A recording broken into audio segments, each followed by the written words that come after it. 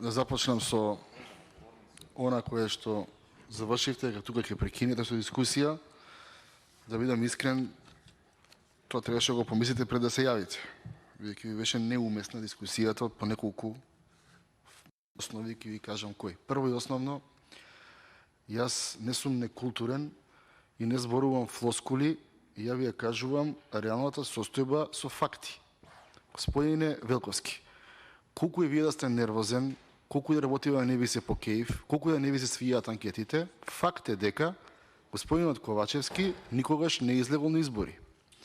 Факт е, господине Велковски, дека господинот Ковачевски во ниту една куќа не влегол, во ниту еден стан не влегол, со ниту еден граѓанин не се поздравил, за да, ако може ред, да се направите председателе, ако може, ако не.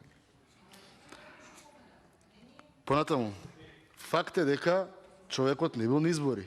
И факт е дека не дал ни едно ветување према никого, и тоа не треба да ве нервира. Тоа е фактичка состојба. И немаше потреба да ми ја зборувате во репликата. Град Скопје, јас овој ман го барам 5 пат.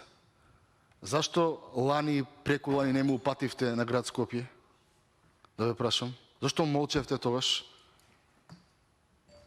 И околу популизмот, господине Велковски, точно е дека граѓаните на Скопје плаќаат комунали кои што да дели во јавните предпријатија на градот.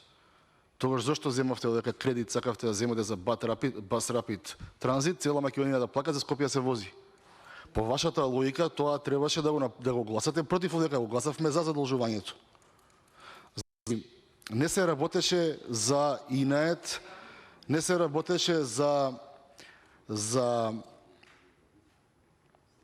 политички популизам, туку ви кажав дека 5 пати поред го барам ова и ви објаснив дека 2-3 милиони евра да ги дадете наеднаш во една година се премногу пари и за јавното предпријатие водовод и канализација, се премногу пари и за општината.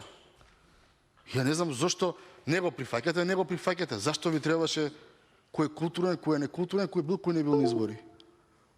И дали плаќале граѓаните на градот? Знаеме дека плаќале на градот. Ама плаќа и 2020 кога дојдов, истото кога го барав.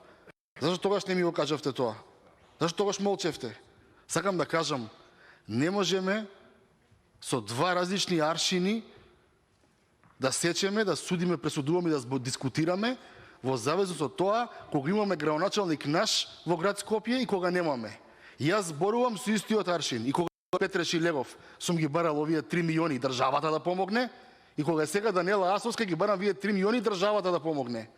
И моето е принципијално, господине Велковски. И мене ми е јасно дека ваш принципијалност ве нервира. А јас ќе останам да бидам принципиелен. И затоа добро завршивте дека нема да влегувате во дискусија. Не требаше да почнете. Кажете пари као до сега 5 пат, 4 пати поред, никому ништо, ќе гледаат граѓаните. Благодарам.